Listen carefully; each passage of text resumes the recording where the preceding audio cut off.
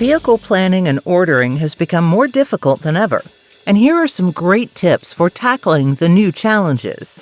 The annual order cycle was built for a stable world, and we don't live in a stable world anymore. Order planning should really be a rolling exposure model at this point in time. OEM order banks open and close on schedules that shift mid-cycle, sometimes mid-month or mid-week. And model year transitions don't follow predictable calendars anymore. The Section 232 tariffs that came in with this administration amend on quarterly inclusion windows. And while the chip and component supply chain issues have mitigated since 2022, they're still capable of moving 30 to 60 days in either direction with very little warning. Residual value volatility, while it has mitigated a bit, cuts across powertrains. So it's not just EVs, it's actually affecting ICE and diesel vehicles at this point in time.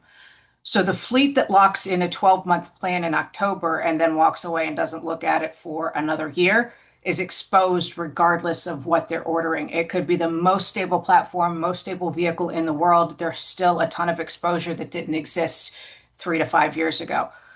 The vehicle order plan, the selectors should be living documents and revisited at a minimum quarterly. And if the vehicle is an essential vehicle, it should be revisited monthly, especially if that vehicle has an active tariff or supply exposure. Vehicle orders and dependency orders are the same order. You really shouldn't place them sequentially anymore. You should be looking at your longest lead time of vehicles. And sometimes, especially if we're talking about vocational fleets, that longest lead time has to include upfit and body modifications. And sometimes those can run not just 8 to 12 weeks, but can run 6 to 12 months for stuff that's in demand. For a sales or service fleet, sometimes that can mean it's telematics provisioning, registration across jurisdictions. Sometimes they need branding, sometimes they need decaling. It's not just the order to delivery timeframes that matter anymore. It is the upfitting, it is the aftermarket modification, it is the installation of safety and service devices on the vehicles that should be taken into account when you're ordering vehicles.